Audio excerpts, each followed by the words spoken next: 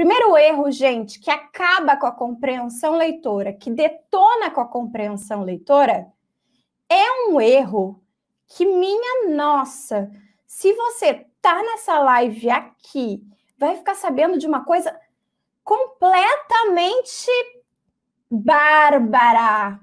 Sério, eu vou te falar agora uma coisa surpreendente, uma coisa que não é nada óbvia.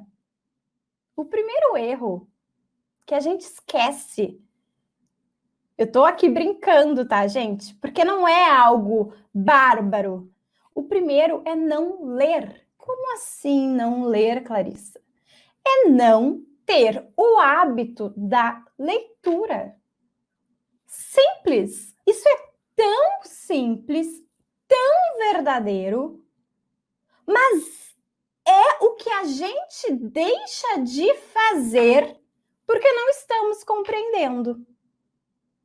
Então, assim, se o meu marido dizia que eu leio, mas não compreendo, o que ele fazia?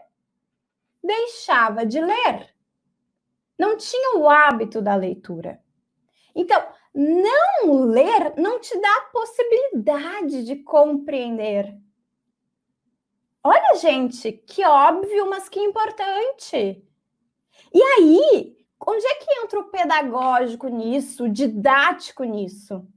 Não ler para os alunos vai fazer com que eles não tenham habilidade de compreensão leitora.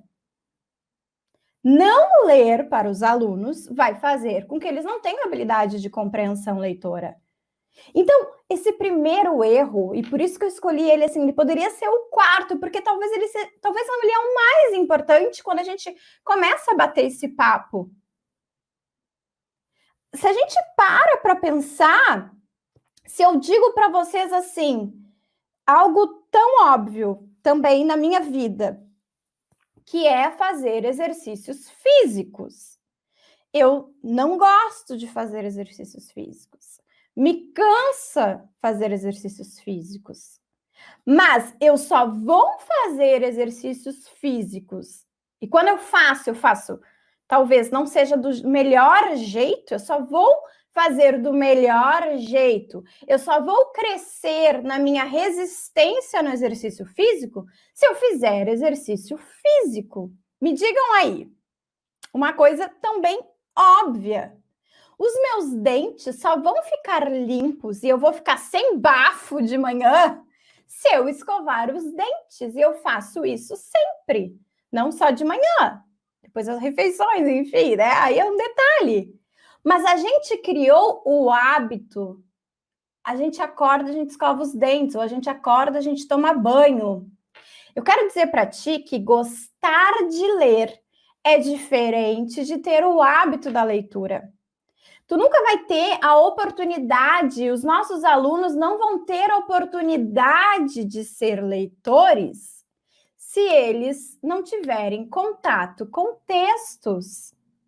Então, quando eu falo para vocês e outros autores em que eu estou aqui baseando a minha fala, dizem e escrevem e pesquisam que trabalhar em um contexto de letramento, independentemente se eu estou na educação infantil, nos anos iniciais, nos anos finais, lá no ensino médio, e aí eu tenho que trabalhar com diferentes gêneros textuais, com diferentes estruturas, não é porque é legal ou porque é bonito, é porque uma das habilidades que está envolvida nisso, em ler para as crianças, em oferecer bons textos para os alunos, é a habilidade de compreensão. Pensa na alfabetização que você teve. Eu não sei quantos anos você tem aí, quem está me assistindo. Eu tenho 32, tá? 32 anos. Eu não lembro de ter lido lá na primeira, na segunda, na terceira série bons textos.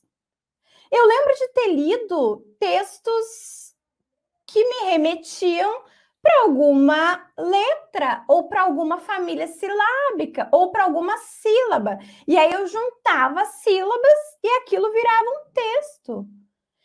Não tinham bons textos para eu gostar de ler, para eu criar o hábito da leitura. E como na minha casa, Clarissa, agora eu estou contando do fundo do meu coração, abrindo, sendo sincera, como na minha casa também não se tinha tanto hábito da leitura, a não ser de jornais. Eu lembro muito dos meus pais lendo os jornais sempre, e de um tio que morava junto, morou a vida inteira comigo, me criou, nem posso falar muito dele, que já está no céu, enfim. Mas eles tinham muito hábito da leitura, mas o que a gente não tinha muito em casa eram livros. E eu, muito bem resolvida com isso em relação à minha família. E eu também não fui criando esse hábito da leitura. Então, por mais que eu goste de ler, eu tenho que fazer um super esforço para criar o hábito da leitura. Então, sim, é responsabilidade social e é responsabilidade da escola proporcionar contato com diferentes tipos de textos, fazendo boas escolhas destes textos, certo?